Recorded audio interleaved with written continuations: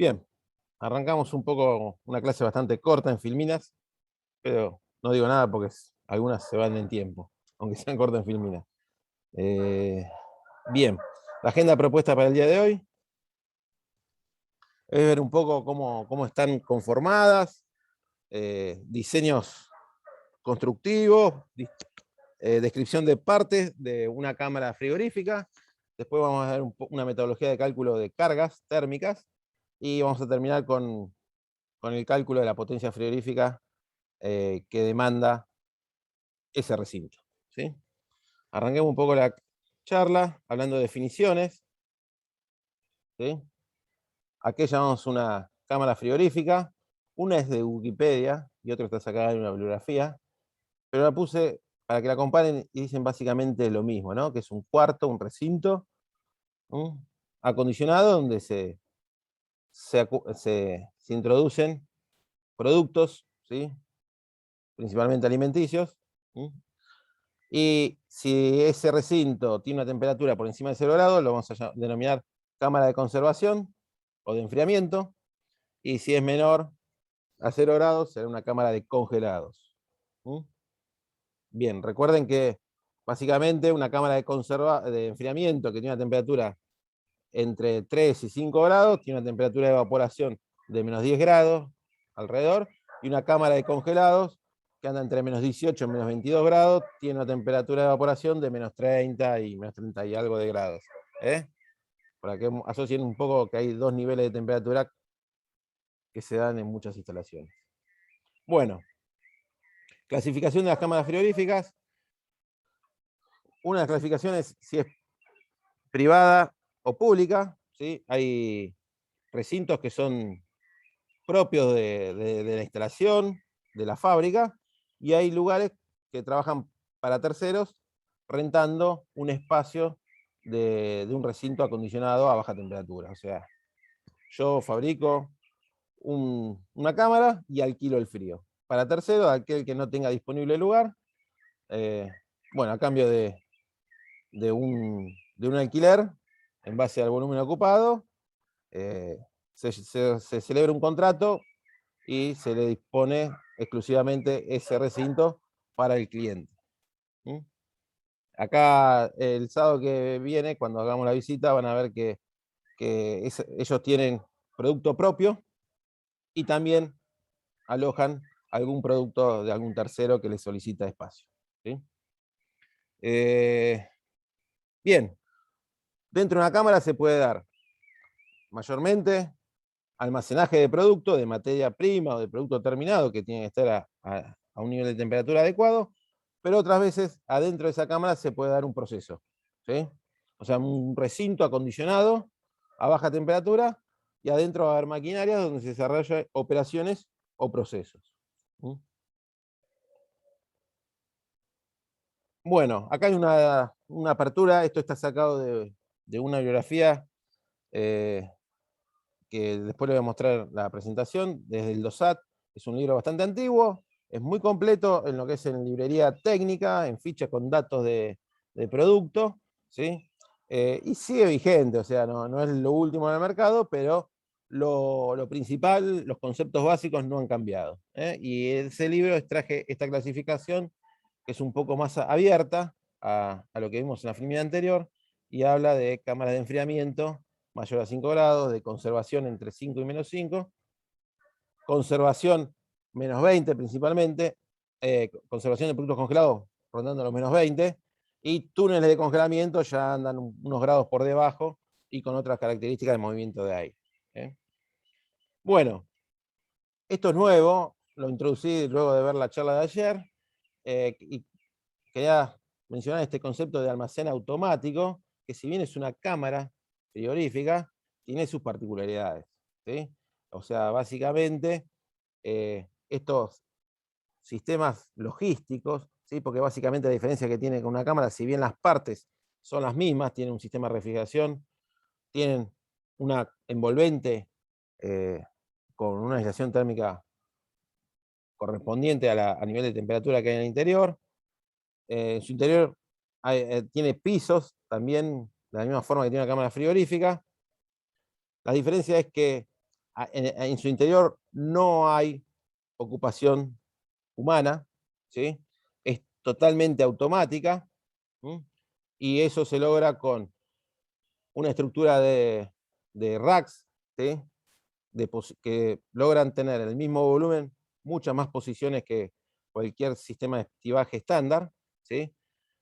Hay un transelevador, un sistema automático, ¿sí? Un clag automático que está todo automatizado, que va colocando en las diferentes posiciones el producto y va retirando a medida que haga falta del depósito, ¿sí? Y el ingreso también es automático, o sea, es un sistema totalmente automatizado, acondicionado, ¿sí? Porque bien, esto podría ser, hoy me imaginaba Mercado Libre, ¿sí? Que Mercado Libre, todo lo que es entrega rápida, son estos sistemas de almacenaje automático, ¿sí? Que tienen posiciones determinadas y robots o transportadores que van y buscan ese producto a medida que el cliente lo requiere, pero la diferencia grande es que estos sistemas están a menor temperatura que el ambiente, ¿sí? Sí, también hay un distribuidor en Argentina que se llama Login Pharma, que se Mm, dedica a copiar fármacos de cualquier tipo y tiene este sistema. bien, y, Porque ellos son los que de hecho tienen las vacunas, las de COVID. bien. Y estos sistemas automatizados pueden movilizar o posiciones con pallet, ¿sí? O posiciones de cajas, ¿sí? Obviamente estandarizadas dentro de una geometría para que no haya ninguna interferencia física. ¿Mm? Bueno, acá está un poco una clasificación según la forma de construcción, ¿sí? Aparece el concepto de autoportante y no autoportante. O sea, a ver, fíjense que de afuera son parecidos, pero no tanto, porque los autoportantes de afuera son más lisas que las que no son autoportantes, que parece que es la misma cajita, pero rodeada de una estructura metálica, que es la que hace el soporte, ¿sí? A ver, la diferencia que hay, esto aplicado a estos almacenes automatizados, es que en el autoportante, la estructura, ¿sí? Toda esta estructura de envolvente térmica, ¿sí? Está solidaria a esa estructura de racks, ¿sí? O sea, el racks es el reticulado, es el alma, que no solamente aloja el producto, sino que sostiene toda la estructura, ¿sí? Mientras que, y esto se utiliza en cámaras de gran altura, mayores a 15 metros más o menos, ¿sí? Ya se hace este tipo de instalación. Las estructuras no autoportantes son para cámaras que rondan los 15 metros, 18 metros hacia abajo, y básicamente lo que se hace un galpón, o sea, la estructura de un galpón con su cobertura contra lluvia, y a esa estructura, que está por columnas y travesaños, se va mediante tornillería aplicando la panelería, ¿sí? Y acá sí los racks son independientes de la envolvente. ¿Sí? En cámaras más chicas, de baja altura, de 2 metros, 3 metros, se vuelve al concepto, digamos, autoportante, pero ya no se tiene una estructura interna de soporte, sino el panel por sí mismo hace de aislante térmico y de estructura mecánica, ¿sí?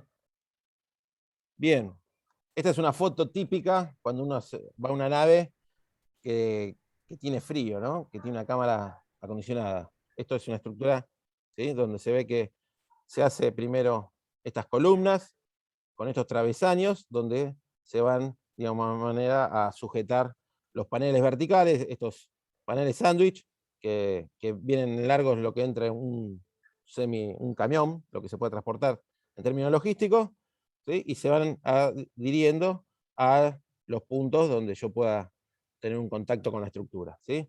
Lo mismo pasa con el techo. Si bien nosotros estamos viendo un techo que tiene una inclinación para escurrir las aguas de lluvia, ¿sí?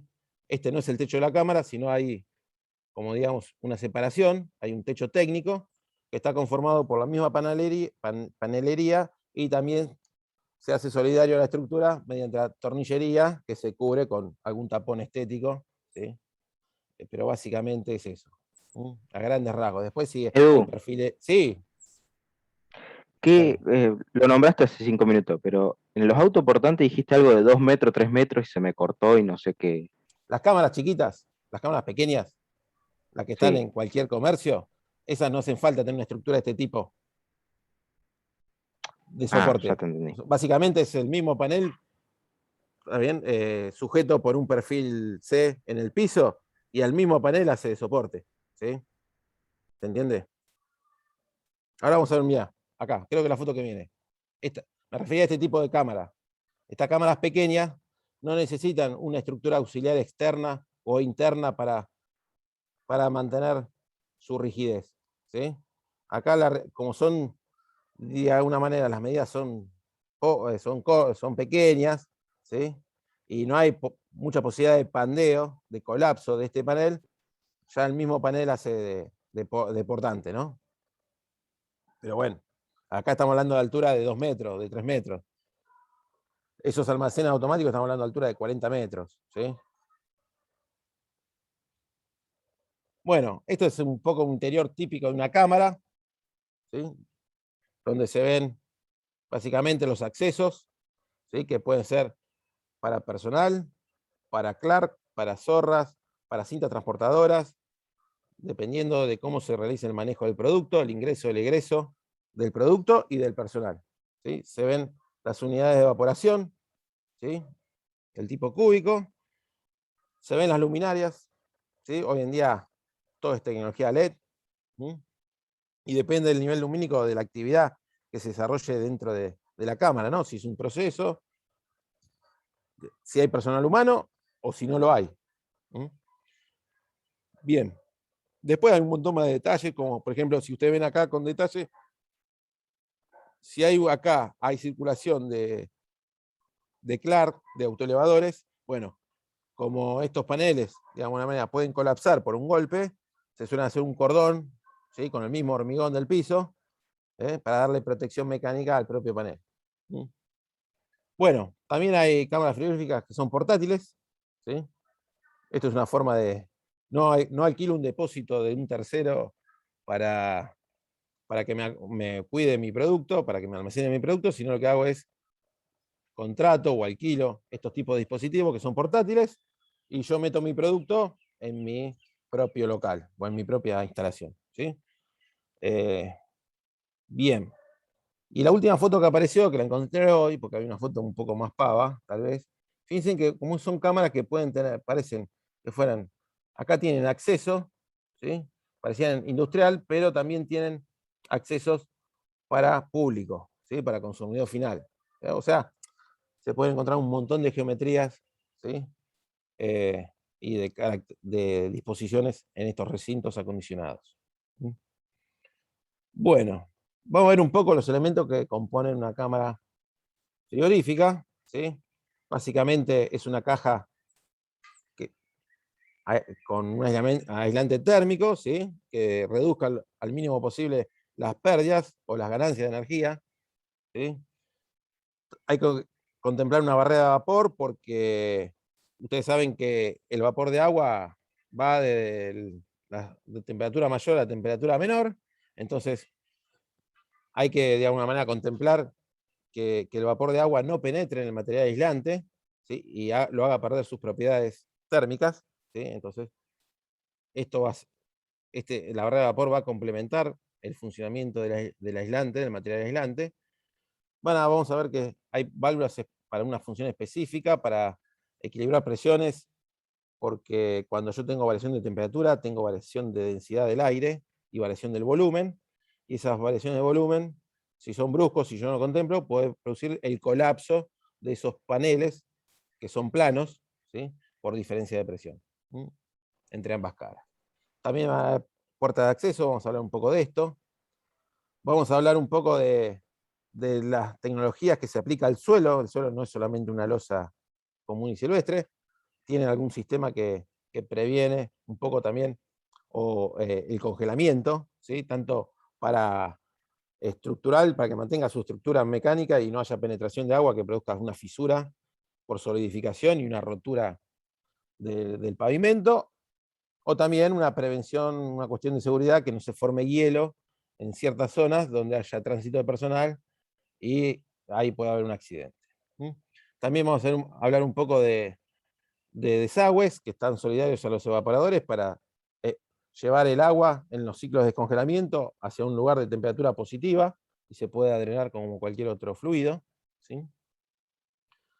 Ventanas de renovación de aire, en caso de algún producto que necesita una renovación de aire mínima, yo no he visto mucho de esto, ¿sí? Y equipo de inyección de gases, ¿sí? Que puede ser o por un proceso especial, creo que a la banana le hacen eso para un tema de maduración, o por un sistema contra incendios de seguridad de inyección de algún gas inerte para ahogar el fuego, ¿sí? Bueno, vamos a hablar de todo esto a lo largo de la presentación. Y arranquemos Edu, por el agente térmico, sí, te interrumpo un minuto con una pregunta que Emiliano hizo en el chat. Pregunta si sí. para el piso también se usan paneles, además del hormigón. Lo puede usar si es tránsito liviano, si es tránsito personal. O sea, porque hay una resistencia, además, o sea, a ver, tiene una resistencia mecánica garantizada, ¿sí? El piso no es una sola capa.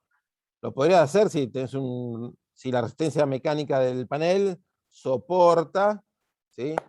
El tránsito personal y el peso de la mercadería, ¿sí? Yo no he visto mucho de eso, ¿sí? Generalmente es un piso que está hecho, es un sistema, ¿sí? Que se construye de a capas y con diferentes elementos que cada uno cumple su función, ¿sí? También depende mucho la tecnología del suelo de la temperatura del recinto, ¿no?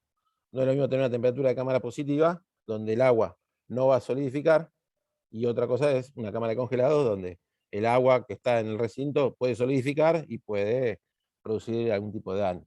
¿Sí? En unas diapos más Yo adelante no he tenés pisado un nunca, corte. en una cámara no he pisado nunca un panel de este tipo sándwich, ¿sí? Pero sé que en algunas cámaras muy pequeñas sí lo hacen, ¿sí? Pero tal vez es un panel para piso que tiene una densidad de espuma mayor a la que se usa para paredes, ¿sí? Bien. Bueno, vamos a un poco qué materiales, esto es un poco termomecánica, ¿no? ¿Qué puede usar estos paneles para construir la envolvente? Los materiales que están dando vueltas son poliestireno, que es el telgopor, poliuretano, y está el PIR, ¿sí? Que es otra espuma que no me acuerdo bien que si es poliuretano o algo así es. Es otra espuma que es muy parecida al poliuretano, ¿sí? Lo único la diferencia que tiene es que tiene una temperatura de ignición un tanto mayor que los otros dos, ¿sí? Básicamente estos tres materiales, la lana mineral no se suele usar porque no es, o sea, si bien contra el fuego es excelente, porque es casi como si fuera inerte, mecánicamente no es bueno, y más si tiene algún ingreso de vapor de agua, la degrada fácilmente, ¿sí? Nos quedamos con las tres primeras columnas, ¿sí? Fíjense acá un poco los coeficientes de conductividad térmica que se tienen con las respectivas densidades que mencionan en la parte superior, y fíjense que el poliuretano le gana al poliestireno, ¿sí? Le gana y anda ahí con su compañero el PIR. Obviamente esta espuma PIR es de mayor costo que el poliuretano, ¿sí? Si ustedes me dicen cuál se usa mayormente, es el poliuretano, ¿sí? Pero hay paneles, Inca acá en Luján fabrica paneles a pedido, ¿sí? Bien, lo que Edu, le voy a comentar, sí, los PIR ahora te los exige si vos querés contratar un seguro. Para sí, todo, cosas nuevas, te exige el PIR. Un seguro que va por contra la el incendio, temperatura de digamos. emisión, por Exacto. este parámetro, que se Si diferencia no, con te vas otros. al PUR. Al búho. Muy bien. Lo que quería comentar es dos cosas. El espesor de aislante, ¿sí? Es función de la diferencia de temperatura entre las paredes del panel, ¿sí?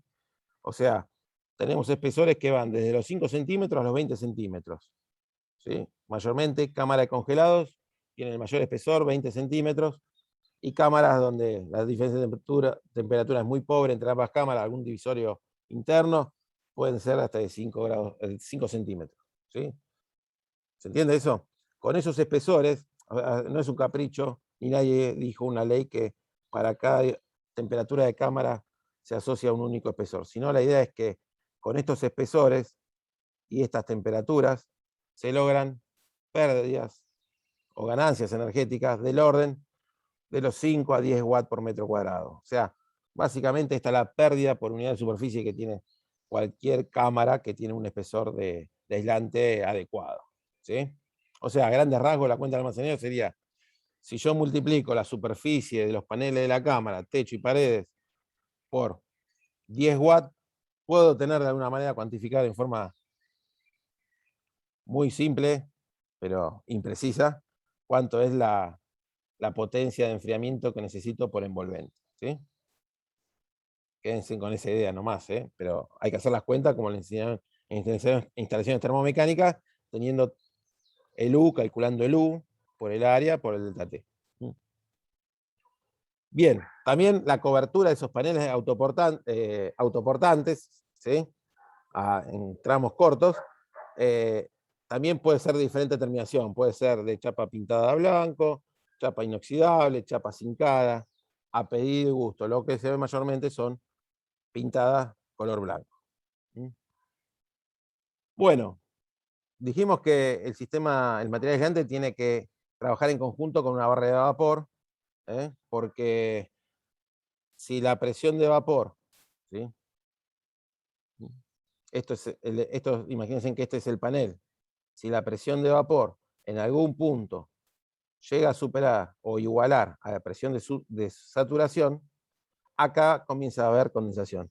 Y si el vapor de agua, que el aislante no es totalmente impermeable, empieza a condensar, empieza a ser de puente térmico y pierde la baja conductividad térmica que tiene el aislante. Entonces, lo que hay que hacer es, en algún punto, antes de que se produzca ese cruce, es instalar una barrera de vapor, ¿sí? Hoy en día, estos paneles estos sándwich, ¿sí? Estos paneles sándwich, que son dos chapas metálicas, ¿sí? Donde se inyecta, en el medio está inyectado la espuma, ¿sí? De alguna manera la chapa es la que hace de barrera de vapor, ¿sí?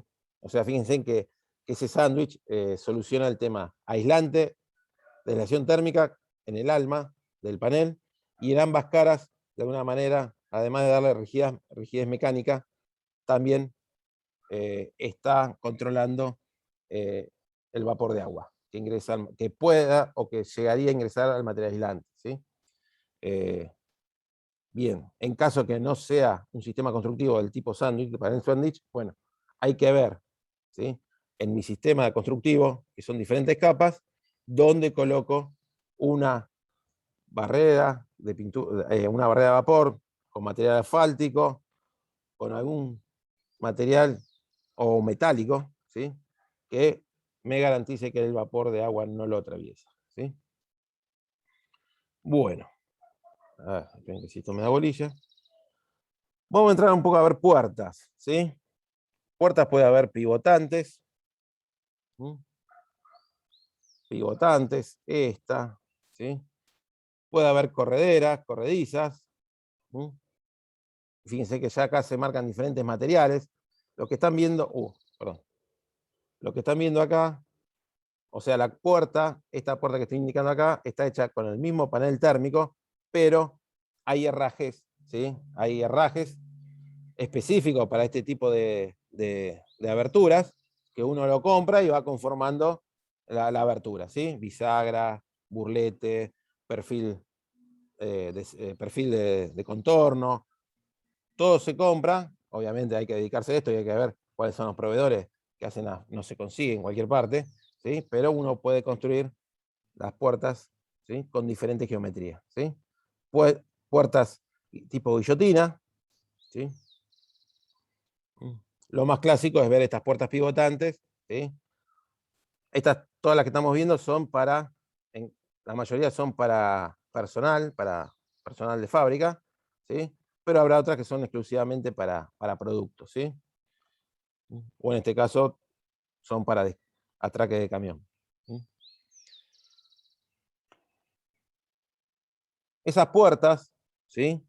Se pueden complementar para que trabajen de mejor manera con una cortina de aire, ¿sí? La de la izquierda, o sea, una turbina que impulse aire, ¿sí? Y en los periodos que esta puerta está abierta, se genera un punto de presión positiva y se evite que el aire que es externo a mayor temperatura ingrese al recinto, ¿sí? Es muy similar a lo que pasa en las puertas de los supermercados, de los shopping, ¿sí? Para evitar el intercambio de energía. Las puertas también pueden ser complementadas con una cortina, ¿sí? Que en caso que esté abierta, el personal o el material que lo atraviesa, bueno, sea fácil, pero me garantice la cortina flexible, no sé si ven las tiras, ¿sí? De material plástico, de alguna manera me dan un grado de hermeticidad, no tan bueno como la puerta, pero algo es algo. Y lo que se ve también cuando hay movimiento de mercadería con autoelevadores, son sistemas que protegen la integridad de la puerta, ¿sí? Todo esto que ven en amarillo acá, básicamente está para cubrir y que nadie le pegue a la puerta, ¿sí? Y la dañe. Bien. Acá les queremos mostrar un poco del video que vamos a ver hoy, de otra parte, de otra charla, un poco cómo son las puertas en estos sistemas de almacenes automatizados, ¿sí? Aparece el concepto de doble puerta, ¿sí? Pero esto es aplicable a cualquier cámara, obviamente es un costo más elevado, y la idea es que el producto que va a ingresar a la cámara tenga que atravesar una cámara intermedia, ¿sí? Donde haya un aire en condiciones intermedias entre un lado y el otro, ¿sí? Entre la cámara y el exterior, ¿sí? Para que se produzca un secado previo, ¿sí? Del aire que va a ingresar a la cámara cuando se produce la apertura de la segunda puerta, ¿sí? La idea de esto es evitar que ingrese la gran cantidad de vapor de agua a una cámara de congelados, ¿sí? Porque el vapor de agua en una cámara de baja temperatura lo que hace es, se deposita en forma de hielo en pisos, ¿sí? Generalmente porque el aire cuando baja, el vapor de agua se acumula en el piso o en el propio evaporador, y aumentando los ciclos de descongelamiento requeridos, ¿sí? Básicamente lo que se busca es que el aire que está a alta temperatura, con alta humedad, ¿sí? No entre en forma directa a la cámara y se produzca la condensación, sino que ingrese a una cámara en condiciones intermedias, se le retire humedad y luego sí ingrese a la cámara, ¿sí? Entonces el aporte de agua, ¿sí? Con el aire que se renueva, ¿sí? Debido a la apertura de los cerramientos, bueno, lo minimizo de esta manera. Lo hago un comentario, ¿no? Esto se ve en cámaras también, no a almacenes automatizados, semiautomatizados. Acá en Pilar, en JBS, de alguna manera, yo estuve en la instalación de esa planta, estuve con el descongelamiento, el calentamiento de la bandeja de los evaporadores, pero estaba previsto este tipo de apertura de puertas a las cámaras, ¿sí? De doble puerta, pero por una cuestión de costo, en una primera etapa habían sacado de juego la segunda puerta y se habían quedado con una primera puerta única, ¿sí? O sea, fíjense cómo es oneroso, es lo mejor, pero a veces los los costos, o sea, cuando uno tiene un proyecto y tiene que empezar a sacar cosas para que le dé el proyecto, bueno, estos sistemas que son lo mejor, ¿sí? En el mercado, bueno, entran a ser descartados para que los números cierren, ¿sí? Pero igual se pueden colocar a posterior. Justo se iba a decir, puede Obviamente, hacerlo en otra etapa y listo. sí, bueno, pero tenés que contemplar este transportador, porque te requiere un transportador más, ¿sí? Porque estos son transportadores individuales donde el producto primero pasa al cuarto intermedio en un segundo transportador y después pasa al transportador que lo va a llevar al punto donde lo recolecta el transportador a la posición final, ¿sí? Bien. Vamos a otra parte de una cámara frigorífica, que son las válvulas que equilibran presión, ¿sí? Son válvulas que actúan cuando la presión en la cámara está por encima de la atmosférica o por debajo, dependiendo de lo que ocurre en la cámara principalmente, ¿sí? Los cambios de volúmenes de aire dentro de la cámara se puede dar debido a cuando se pone en marcha la cámara, o sea, si tengo un espacio cerrado, empiezo a enfriar el aire se va a empezar a contraer, y si yo no produzco un ingreso intencional, puede ser que las paredes colapsen, imploten, ¿sí? Los ciclos de descongelamiento de los evaporadores dilatan el aire, ¿sí? Porque lo calientan. Bueno, ese es un caso contrario al anterior, ¿sí? Ahí el aire tiene que ser expulsado, ¿sí?, de la cámara. Entradas importantes de mercadería, que son puntos calientes que dilatan el aire, ¿sí?, aumentan su volumen, ¿sí?, o introducción de algún gas externo para algún tipo de aplicación. Bueno, situaciones que se pueden dar, y que yo tengo que tener un dispositivo como esta válvula para que la cámara de una manera esté siempre a presión atmosférica e intercambie la mínima cantidad de aire, ¿sí? Es más, hay que tener cuidado que cuando la temperatura de la cámara es baja, ¿sí?, no se bloquee por hielo esta compuerta, ¿sí? Para eso está diseñada para que no se bloquee por baja temperatura, por acumulación de agua que pegue las partes, ¿sí? Bien, anteriormente cuando vimos puertas, ahora que hablé de sistema de descongelamiento, en puertas se instalan sistemas de descongelamiento cuando la temperatura de la cámara también es negativa, ¿sí? Todas las puertas de cámara de baja temperatura tienen calefaccionado en forma eléctrica, ¿sí?, con un cable que uno no lo ve porque está en el marco de la puerta, en el perímetro de la puerta, ¿sí? Produce un calentamiento puntual, un efecto piel, un efecto skin, ¿sí?, que mantiene a temperatura positiva el burlete de la puerta para evitar que la puerta se bloquee por hielo, ¿sí? Y muchas veces, por ejemplo acá en JBS, lo que se hacía es, como cuando uno abre una puerta para paso de hombre y ahí ingresa la corriente de aire frío a mayor temperatura, condensa, y por lo general se produce una escarcha, ¿sí?, próxima a la puerta en el piso, y ese piso se vuelve resbaladizo. Bueno, lo que se hacía era, se instalaba un sistema de calentamiento superficial, ¿sí?, con cable eléctrico, en el área próxima a la puerta, para que el agua que ingrese no forme hielo y se mantenga como agua líquida, ¿sí?, y evitar algún patinamiento y algún accidente que haya que pagar. Bien. Ahora vamos al suelo, lo que hablaba un poco Emiliano, ¿sí? El piso no es una losa sola, o sea, no es un piso común como una estación de servicio, como cualquier nave industrial. Y más cuando la temperatura de la cámara es negativa, ¿sí?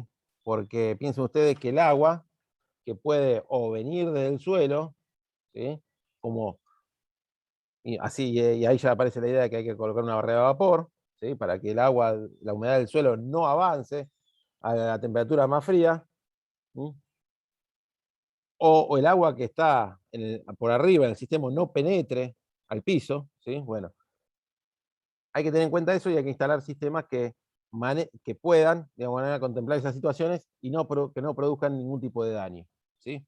Básicamente en cámaras de baja temperatura se instalan sistemas de calentamiento en el piso para mantener el piso cierta parte del piso por encima de la temperatura positiva, y esos sistemas básicamente son o tubos de ventilación, donde se hace circular aire que va de una manera calefaccionando el piso, o se hace con sistemas de tuberías de agua, ¿sí?, como si fuera una losa radiante, para mantener, ¿sí?, no la capa superficial del piso, porque esa sí va a estar a temperatura de cámara, pero la capa inferior del piso a temperatura positiva y no se produzca solidificación de la humedad, ¿sí? Si ingresa agua al piso y se solidifica, el agua se dilata, ¿sí?, y eso tiende a fisurar el piso y a generar grietas, ¿sí? Por eso no es tan fácil hacer un piso para una cámara de baja temperatura. Y acá está un poco también lo que le comentaba yo, de reforzar en los accesos a cámaras de baja temperatura, ¿sí?, producir un calentamiento superficial para evitar la solidificación del hielo en el piso, ¿sí? Bien, también esto se puede Edu, hacer, ¿sí? bueno, capaz que le iba a comentar, pero ¿cuál es ventaja, desventaja de cada uno de los sistemas? A ver, y por ejemplo, acá en JBS tenían un sistema de agua con caldera eléctrica, ¿sí?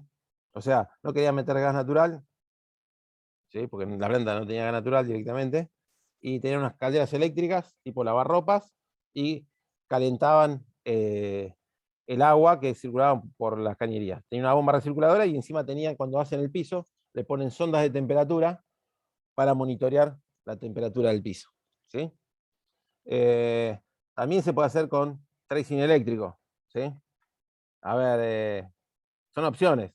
El tracing eléctrico también. A ver, y bueno, ahí depende un poco los costos. El tracing eléctrico tendría que ser todo estado sólido, no tener casi inconveniente, tiene una garantía de 10 años, pero si el cable se te corta, vas a tener problemas. Es más, yo fui para hacer tracing eléctrico con las bandejas de los evaporadores y tuvimos problemas, ¿sí? Básicamente porque estos cables quedan embebidos en el hormigón, ¿sí? Y el hormigón no lo hace un doctor, ¿sí? O sea, tenías que ver el cable ahí, todo pisando con la malla de fierro y botas, tirando el hormigón y pisando el cable eléctrico. Y cuando luego de solidificar le iba a tomar continuidad, te daba que estaba en cortocircuito porque lo habían pisado, lo habían dañado o estaba abierto, ¿sí? Son riesgos que hay que correr. Calculo que esta serpentina de agua es más confiable desde ese punto de vista, ¿sí? A mí me Eh, pasó, tuve que diseñar una de estas. sí. Primero fui por el aire y cuando vi la temperatura, no me acuerdo, lo hice el año pasado, pero eh, se me acumulaba agua en invierno, creo que era en invierno o en verano, ¿no? Alguna de las dos temporadas, se me acumulaba agua adentro, digamos, ¿Adentro de dónde? Pará, ¿adentro de dónde? de la cañería, digamos. En el diseño, ¿cómo es? En el psicométrico se me acumulaba agua. Y empecé a preguntar a otros frigoríficos que Mm. tenían este sistema de aire y le pasaba lo mismo. Lo único que le ponía una bombita cada tanto y sacaban el agua. Ah, en los caños de ventilación de la losa se llenaba Exacto. de agua. Y bueno, Sí. capaz que cuando lo hicieron quedó panseado y quedó panseado. Y tuvimos una reunión con Danfo, nos ofrecieron el cable, Sí. nos decía lo mismo, digamos. Ellos decían que no iba a pasar nada, nunca se No, es una cortaba, basura, ¿sí? no, es una basura. Sí, sí. Sí, Y ponían dos, digamos, por las dudas. Así sí, que sí, era no. medio. Bueno, nosotros instalamos cable tracing en la bandeja de los evaporadores. O sea, los evaporadores eran tan grandes Claro. que la bandeja era de hormigón. No era de chepamente. Caía en una Ah, canaleta de hormigón y había que calefaccionar el, la bandeja y todo el desagüe hasta afuera, ¿sí? Eh, y lo que pasó que hubo mala praxis de todos lados. Los tipos te pisaban el cable, vos ibas, los paraguayos, vamos a decir la verdad, eran todos paraguayos, no les interesaba nada, agarraban el cable, lo tiraban para allá, un desastre, y después se olvidaron de poner un aislante térmico abajo en el piso, entonces la bandeja drenaba en los ciclos de congelamiento, caía agua como si fuera una lluvia, salía todo bien, cuando estaban poniendo un servicio. Pero cuando llegó a menos 15 grados, ya no le daba la potencia y había que, era una pileta que tenía que drenar agua y era un bloque de hielo macizo, ¿sí? Porque el tracing no estaba dando la potencia que tenía que dar, ¿sí? Bueno, ahí hubo problemas y ya que estoy en el piso lo voy a comentar. Son experiencias que uno toma, no son gratas para nada, ¿no? Porque uno quiere irse a la casa corriendo. A mí lo que salvó, yo fui por otra empresa, no por la empresa de tracing eléctrico. A mí lo que me salvó que cuando estaban poniendo en marcha las cámaras, ¿sí? Las cámaras de congelados, no es que un día para el otro uno la enchufa y anda, ¿sí? O sea, tiene una rampa de enfriamiento muy controlada, ¿sí? Porque el hormigón, si yo lo enfrío rápido, se fisura. O sea, creo que son 5 grados por semana, ¿eh? Que hay que ir bajando hasta llevar la temperatura, y lo mismo para calentarla, ¿no? Cuando se saca de servicio, que nunca se saca de servicio, salvo que pase algo caótico, ¿sí? Nuevamente se lo lleva con una temperatura muy controlada para darle tiempo a que el piso, de alguna manera, se dilate nuevamente y sin fisura. Bueno, en todo ese caos que estaban enfriando, que yo estaba viendo que las potencias, las bandejas no estaban dando, y como estaban las puertas abiertas, había muchos ciclos de congelamiento y había mucha caída de agua, porque estaba tomando humedad continuamente, porque eso estaba poniendo en servicio, con las puertas totalmente abiertas, entrando gente, saliendo gente. Cuando yo veía que la cosa no empezaba a andar, un fin de semana pasó que yo me fui un viernes, las cámaras estaban a temperatura ambiente, volví el lunes y estaban como a menos 15 grados ya las cámaras. Cuando le digo al de Sotex, le digo, che, loco, fíjate que las cámaras están frías. Me dice, ¿cómo que están frías? Me dice. Sí, le digo, están frías. Dice, no, no puede ser. Los tipos de JBS, como estaban contratando frío en Rosario, creo, cámara de frío, y ya se le vencía el contrato, ya estaban pasados de fecha, se le había retrasado el proyecto, y tenían que hacer lugar para meter su producto, porque básicamente se iban a quedar en la calle, las cajas se iban a quedar en la calle. Agarró JBS, tomó el control de la sala de máquinas y empezó a enfriar. Y le bajaron 15 grados en un fin de semana. Cuando, cuando yo fui al otro día, había un chango con una cinta amarilla marcando todas las fisuras que se habían hecho en el pavimento, que estaba a 0 kilómetros. ¿Sí? O sea, había un vaguito que estaba marcando la autopsia de todas las fisuras que se habían hecho en el piso debido al enfriamiento brusco. Gracias a Dios, eso fue, digamos, eso fue mucho más caótico lo que me pasaba a mí, ¿no? Y medio que me distrajo un poco las cosas, pero, o sea, y lo malo que de las bandejas no fue que el producto falló, sino que estuvo mal instalado, ¿sí? Estuvo mal instalado porque muchas serpentinas, muchos cables no andaban porque lo cortaron en la propia instalación, ¿sí? Le apoyaron algo a ese punzante y lo cortaron, y después faltó un aislante abajo de la bandeja, porque la bandeja en verdad tiene un coeficiente pelicular de transferencia impresionante, pasa el aire muy rápido, entonces cuando terminaba de descongelar, arrancaban los forzadores y pasaba tanto frío de la cámara que volvía a congelar el agua, o sea, era un desastre. Pero bueno, es una experiencia que no es muy grata de contar. ¿Eh? Pero bueno, y de las que pusimos en los túneles de congelamiento de estos sistemas de serpentina, ¿sí? Que instalábamos serpentina para que no se forme hielo, un tercio no andaban. No andaban porque ya se habían roto de inicio. Y una vez que estaba sólido el hormigón, nadie lo quería picar. ¿Sí? Bueno, sigamos un poquito adelante. La pregunta para hacer, pero te la hacemos al final, es si después todo eso anduvo, porque con todo lo que contás, si anduvo es un milagro.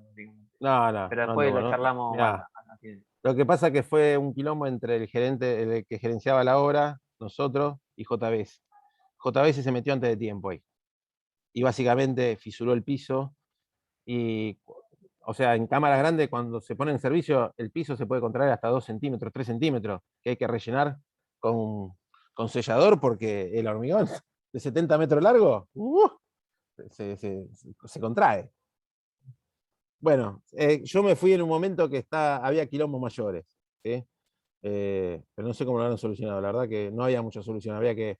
Y después, una vez que la cámara está en servicio, el hormigón abajo de los 5 grados, 7 grados ya no fragúa, ni con productos químicos. Entonces hay que hacer hay que poner hay que armar unas carpas térmicas adentro de la cámara que den una temperatura para fragüe, romper, arreglar, tirar nuevo hormigón, ¿sí? Y todo eso lleva tiempo y ahí yo no estaba ya, ¿sí? Bueno, bien, con el tema de luces, no hay mucho que hablar, ¿sí? Esto es más instalación eléctrica que otra cosa, ¿eh? Son instalaciones LED y todas las instalaciones, generalmente, todo lo que ven acá arriba, ustedes el techo lo ven, pero arriba hay un techo técnico, ¿sí? O sea, esto es como una cajita donde todos los servicios, todas las cañerías, todos los conductores llegan por la parte superior de la cámara, ¿sí? Bueno, me estoy yendo para atrás, dice. Ah, sí, me fui para atrás. Ah, lo expliqué de vuelta lo mismo. Ahí está. Ah, porque yo volví para atrás. Bueno, no, esperen que estuvo. Edu, Vamos de vuelta. Sí. con eso de iluminación se me ocurrió. La conexión que va desde la lámpara hacia el techo, Sí. pasando por el panel del techo, Mm. ¿cómo se hace para no perder ahí tanta desviación? No sé, sé que por arriba del techo van bandejas portacables. No me subí nunca, no me subí al techo técnico. No tenía permiso yo para subirme al techo técnico ahí. Yo vi que discutían las luminarias y vi que primero ponían las luminarias y pasaban el cable iban con un JLG, ponían todas las luminarias, las hacían solidarias y pasaban el cable hacia arriba. Yo calculo que con una mecha copa y algún tipo de sellador. Después un poliuretano ahí expandido. La verdad que a nivel Algo de detalle así. no te lo puedo decir, pero Ah, sí, hay que sellarlo, ¿no? Sí. Es más, en luces yo lo ponía esto porque me había escuchado que la primera vez que se prendió fuego JBS había sido porque los muchachos habían dejado una caja apoyada en una luz. O sea, mercadería apoyada en una luminaria. Y supuestamente recalentó y se prendió fuego. Son dichos. ¿Sí? Esperen que estoy para atrás. Bueno, no sé ni. A ver. Ah, esta está repetida, por eso yo estaba para atrás. Bien. Hasta acá vimos un poco las características. Hay un montón, a ver, hay un montón de cosas que hay que aprender. A ver, desde que hay puertas que se abren en forma automática, con un piolín que el arquista se acerca, tira el piolín como si fuera la bocina, y se abre la puerta y después se cierra en forma automática. Todas esas banquinas que hacen de hormigón para proteger los contragolpes a los paneles térmicos. ¿Sí? También cuando uno hace el layout de estas plantas, ya hoy en día no comunica una cámara de congelados directamente con el exterior, sino hay como un anillo de temperatura positiva, ¿sí? Y las cámaras de baja temperatura están en el núcleo. ¿Sí? Esa es la idea, es de ir manejando las diferencias de temperatura entre las cámaras, ¿sí? y los pasillos o cámaras de mayor temperatura para minimizar las pérdidas térmicas. ¿Sí? Yo lo que he visto mucho layouts son las cámaras de congelados en el centro de la nave, ¿sí? Y en el perímetro hay un anillo, ¿sí?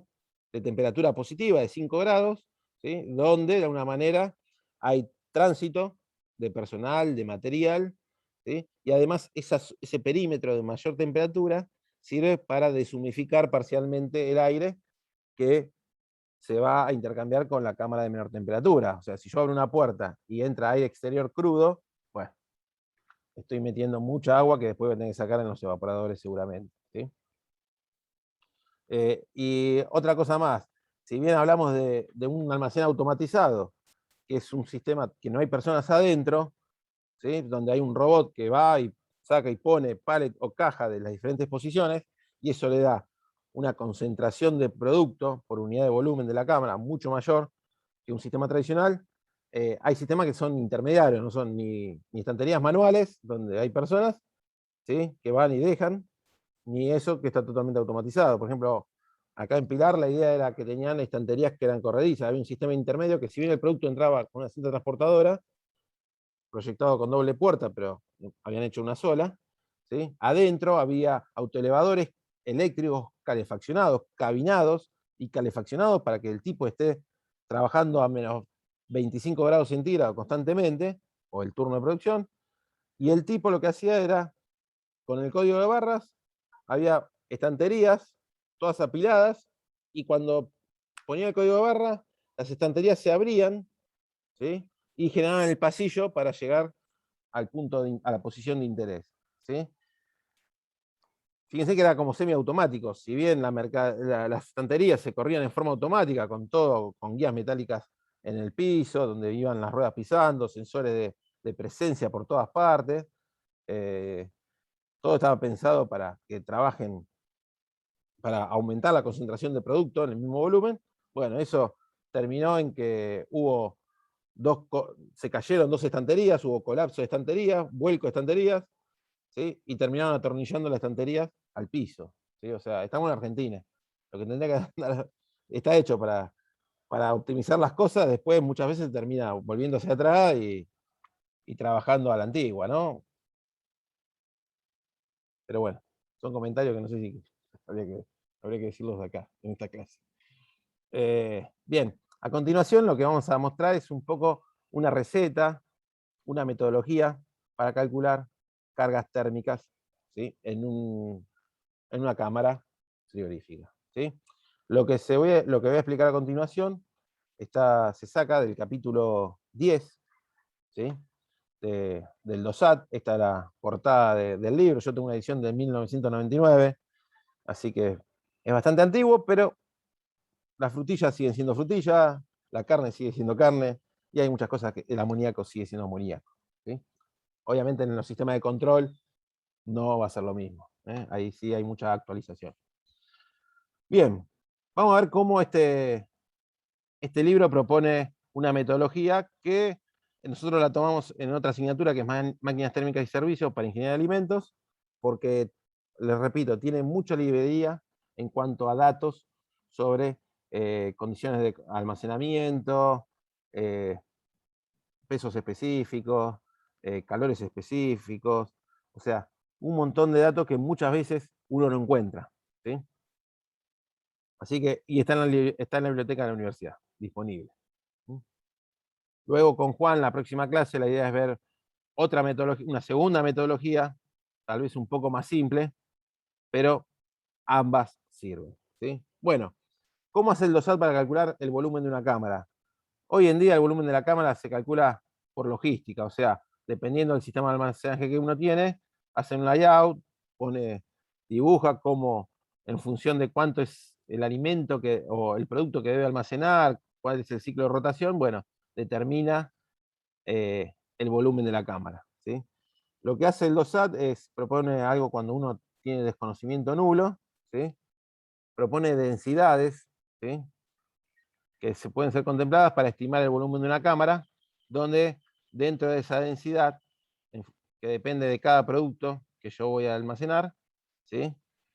Esto es estadística, ¿sí? Están contemplados lo que ocupa el producto, lo que ocupa la circulación y lo que ocupan los equipos de frío, ¿sí?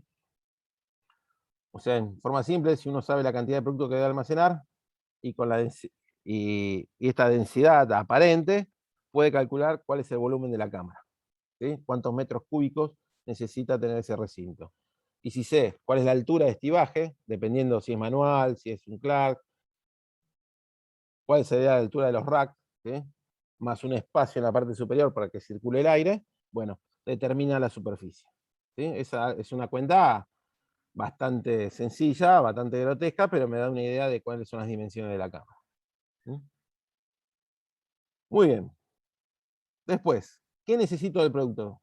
O sea, ¿qué datos necesito del producto para hacer cálculos de cuánta energía va a demandar esa mercadería? Porque no siempre la mercadería entra a la misma temperatura que va a ser mantenida, ¿sí?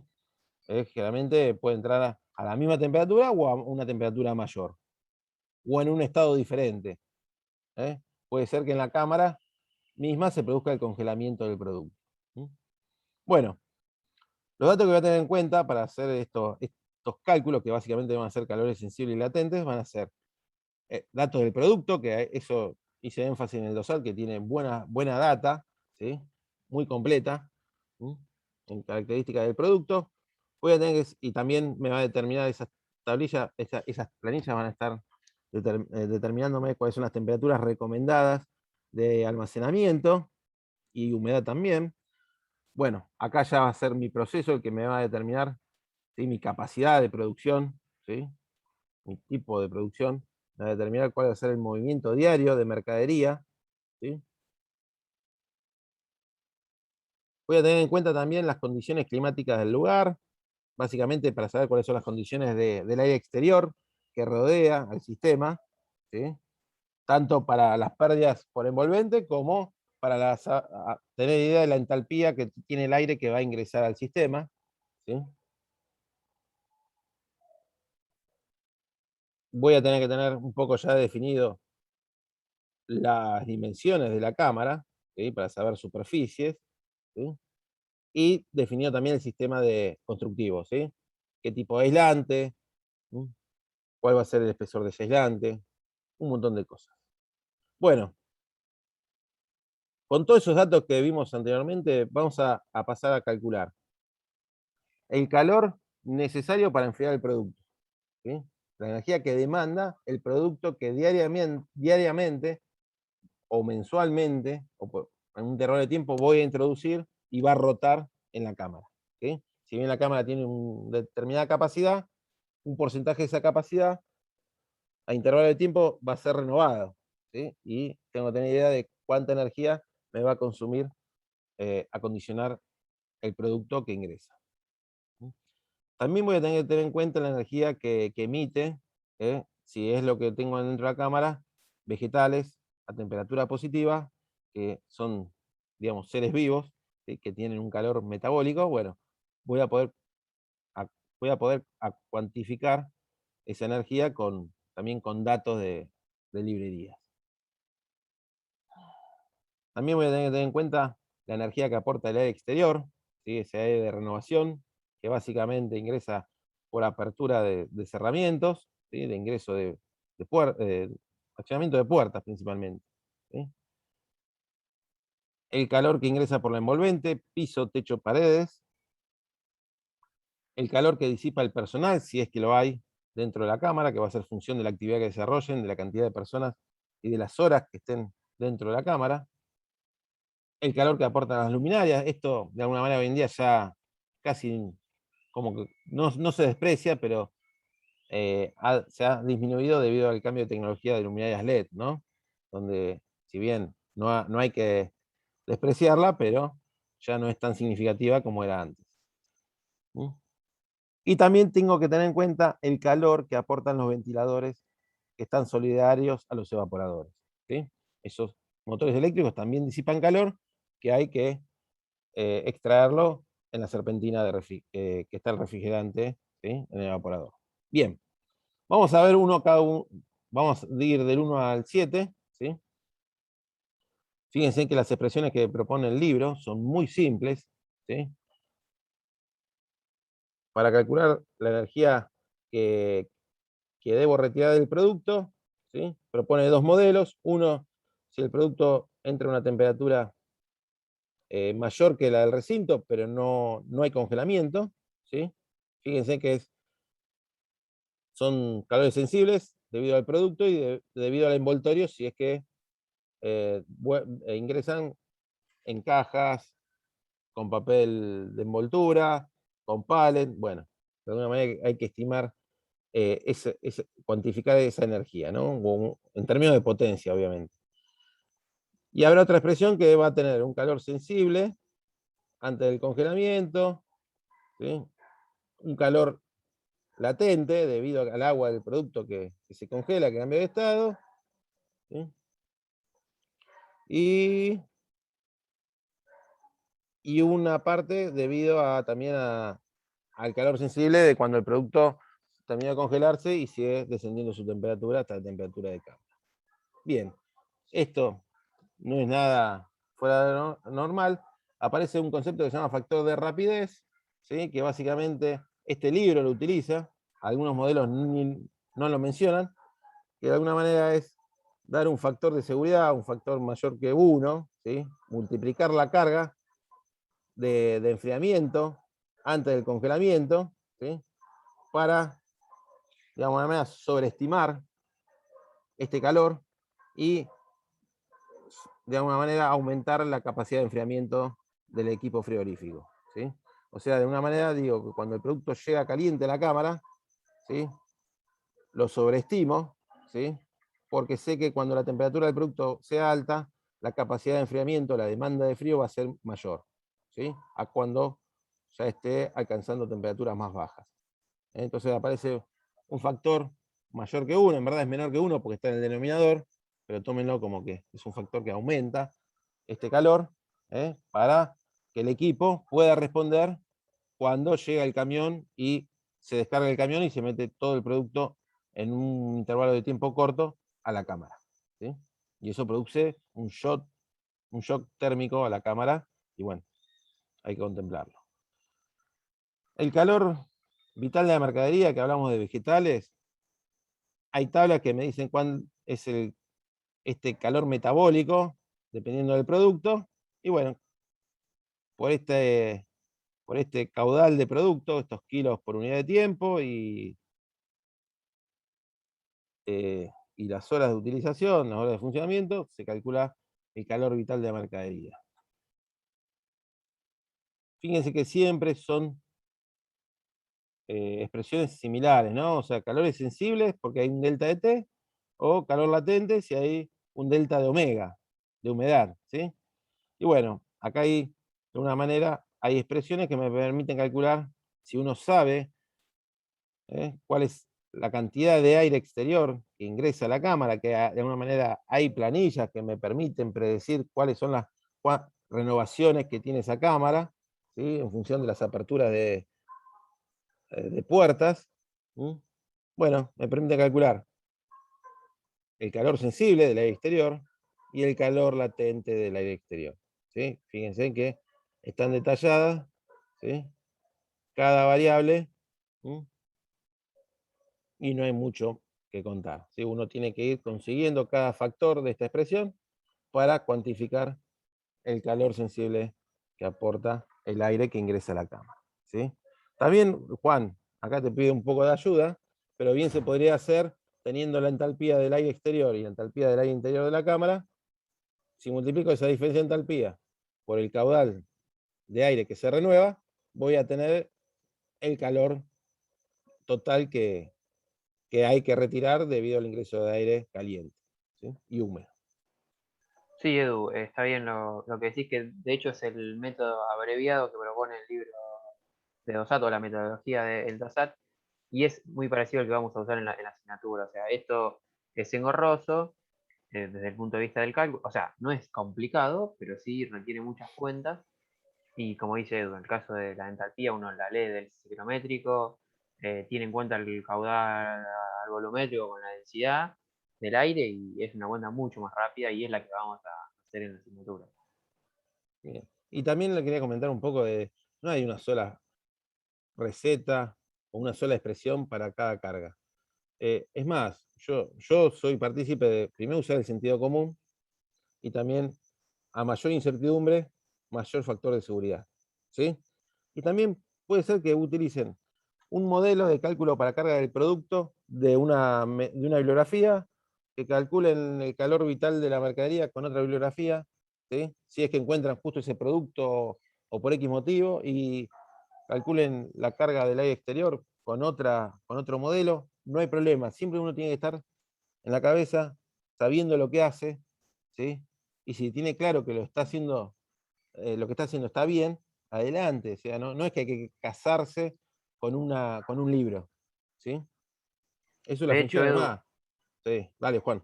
no, perdona, justo que estás comentando eso, que lo que vamos a ver la semana que viene en la asignatura es básicamente eso. O sea, tomamos uno y lo adaptamos con un criterio que creíamos correcto con Edu, tomando ideas de otros métodos. Como dijo él, no hay uno solo. Entonces, mira, esto está bueno, apliquémoslo. Esto está bueno, no, bueno, esto no hace falta. Bueno, entonces uno va haciéndolo a su gusto, por decirlo de algún modo. Bien, sí, es más, el comentario es mejor que sobre que no falte. Sí, obviamente, si sobra equipo frigorífico va a ser un sobrecosto, no nada es gratis en la vida, ¿sí? Y otra cosa más que quería comentarles. No, vamos a dejarlo. Bueno, vamos a otro calor que hay que cuantificar, ¿sí? Que es la energía, que está, digamos, es uno de los que más pesan, ¿sí? Más importante generalmente, la energía que atraviesa la envolvente, ¿sí? Tanto por paredes, piso y techo, ¿sí? Y acá, obviamente, si ustedes van a termomecánica y ven esa expresión de Q es igual a U por A por delta T, y básicamente es eso, ¿sí? Es calcular el Q, sabiendo el U, que básicamente va a depender del sistema aislante que uno eligió y las velocidades del fluido en ambas caras, ¿sí? El área de transferencia, bueno, eso es fácil porque al ser paredes planas es largo por alto, ¿sí? Y bueno, fíjense que acá abajo, ¿sí? Perdón. Acá abajo es la expresión que vieron en termomecánica, ¿sí? Y se va a calcular así. Acá la única diferencia es que la temperatura exterior, ¿sí? De alguna manera no es la de diseño, sino está tratada, ¿sí? Tiene en cuenta, por un lado, se toma no una temperatura exterior máxima, sino se estima como una proporción, digamos, una suma parcial de un 40% de la temperatura media mensual más un 60% de la temperatura máxima diaria del mes más cálido. O sea, acá el DOSAT toma esta receta, no todas las metodologías calculan la temperatura exterior de esta forma, ¿sí? Y además de hacer esa estimación de temperatura exterior, también la afecta, si es el caso, ¿sí?, por la radiación que incide sobre la pared exterior, si es que da el sol, que eso le aumenta la temperatura a la superficie del sistema de aislación, ¿no? Entonces, en esta bibliografía, para estimar la temperatura exterior corregida, se tiene en cuenta la radiación solar y de alguna manera se reduce la temperatura exterior, ¿sí?, suponiendo también que hay otras cosas de por medio, ¿no?, que hay un amortiguamiento del sistema, que no siempre se da la máxima ganancia, o sea, que en sistemas críticos como un día de mucho calor, la cámara misma tiene un amortiguamiento porque tiene producto cargado y puede seguir respondiendo gracias a la inercia que le da toda esa masa, toda esa materia que está ya a temperatura baja. Entonces, bueno, básicamente es como suavizar un poco a la temperatura exterior, la primera expresión, ¿sí?